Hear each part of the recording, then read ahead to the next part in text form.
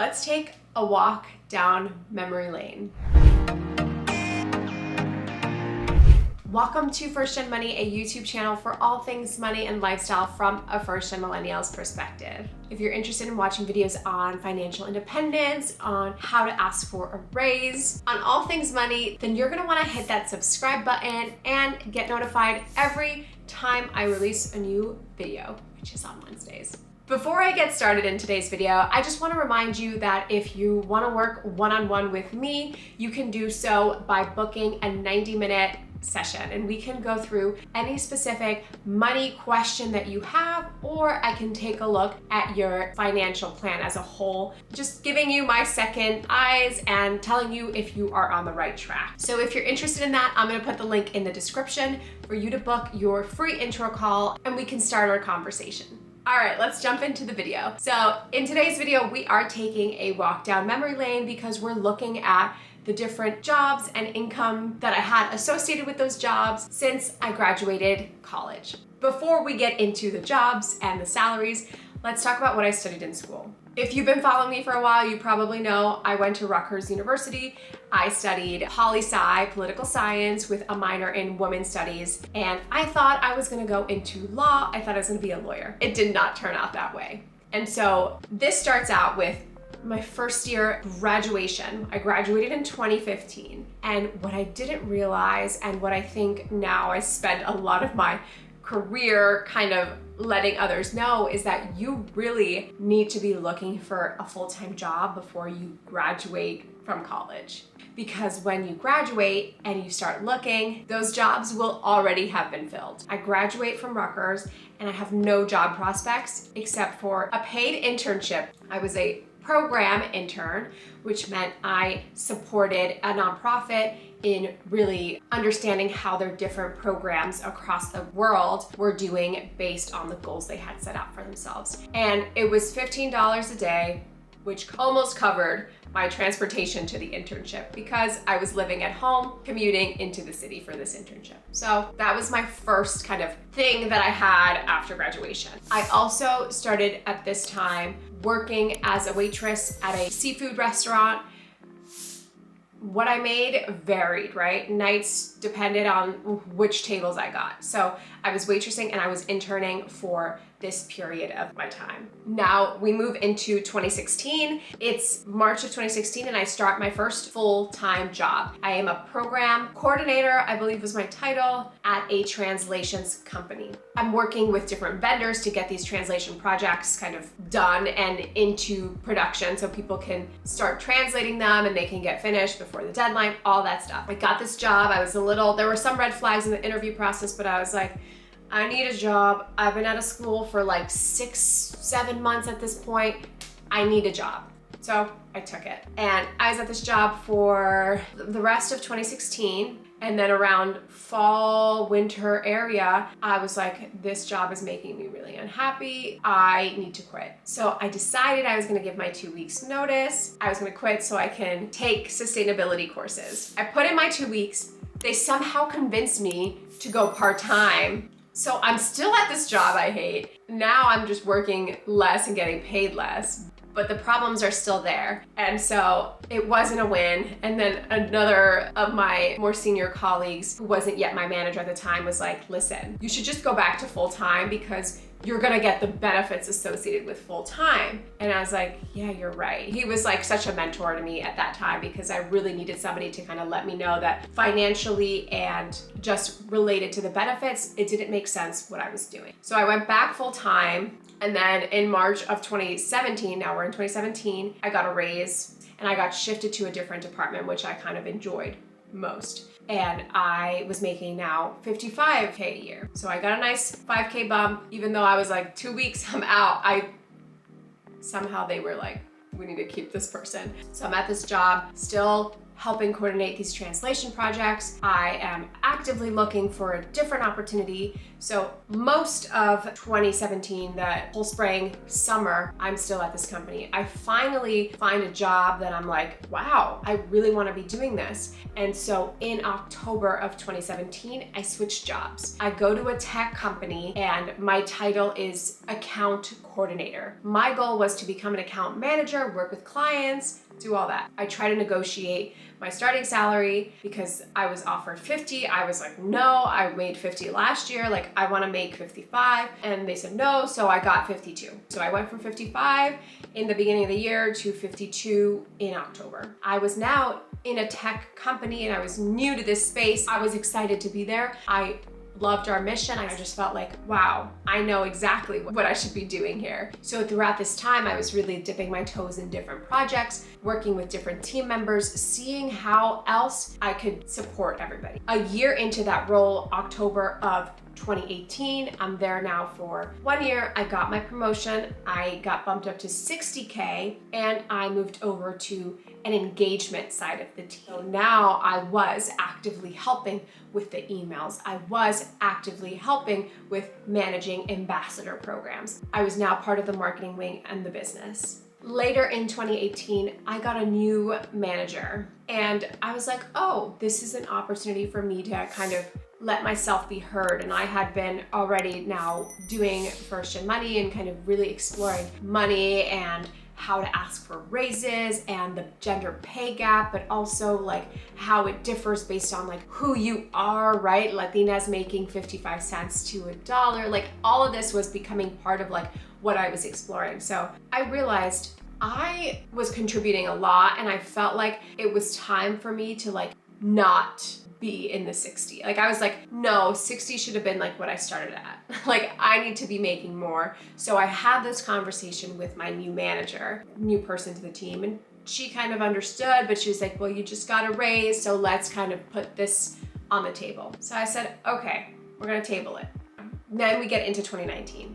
New year, new team members get added to my team, and I realize I'm assisting with training, I'm helping them get settled in, learn about like what we're doing at the organization. And in my conversations with one of our new hires, I realized that I'm getting paid less. And that's when I was like, okay, it's time to bring this conversation up again. So this was April of 2019. Clearly something wasn't done fairly here. So I bring it up to my manager again. I never ever, and I don't recommend you disclosing that you found out somebody was making more, because then it becomes you versus them. When it's not like that at all, it should just be like you and your own contributions versus old you and what you're making, right? So it's like, it's never about another colleague. It's always about you and how you can position yourself and why you need to be making X amount that you're asking for. So again, it's less about let's table it and more like, okay, how do we make this a reality?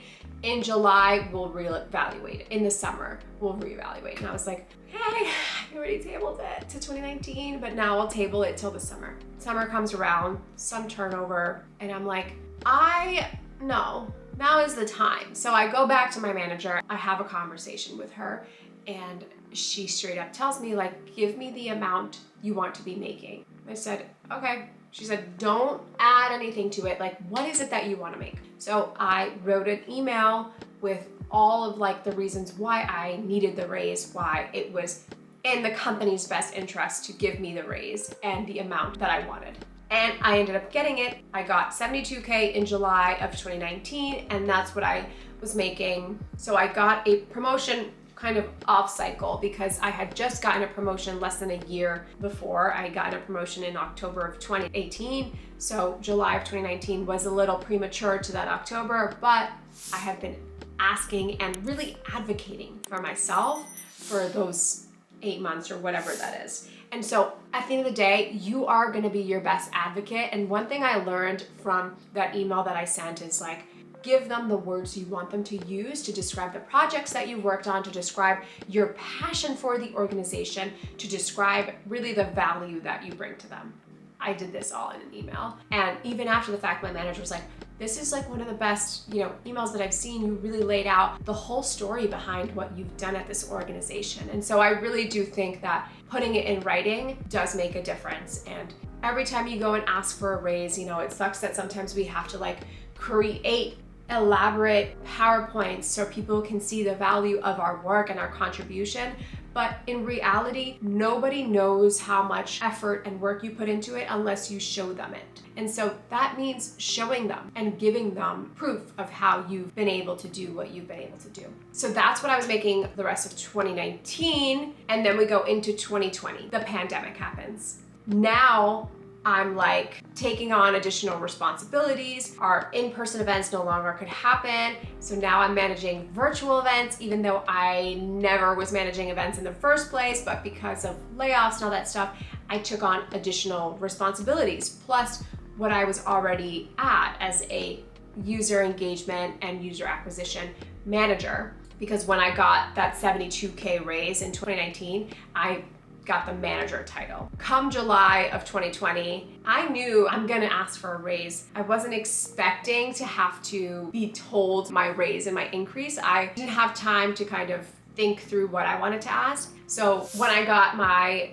bump, I kind of was just like, sure, thank you, I'll take it. And that was a big mistake. When somebody's telling you the raise that they're giving you, you should say, oh my God, thank you so much. Let me just sit with it for a second because I want to make sure that this actually aligns with the amount of work that I've done in the last year. I want to be able to showcase like what I've contributed to the team, something. But I just kind of blindly accepted it and said, thank you, 80K, yay. So I'm at 80K. Title doesn't really change, still user engagement, user acquisition. So my focuses are, how are people engaging with the website? How are people getting on? How are we getting new users? Those are always kind of the goals that I've been associated with. Now we get into 2021 and company is growing, still at the same organization, our company is growing, and now like looking at opportunities that are arising, I'm hearing about. I'm always staying in tune with what's happening in the other tech spaces and other tech companies and similar companies like my own. I'm always kind of trying to be in the know because I think it helps with your own career development when you understand what other organizations are doing, how they're running their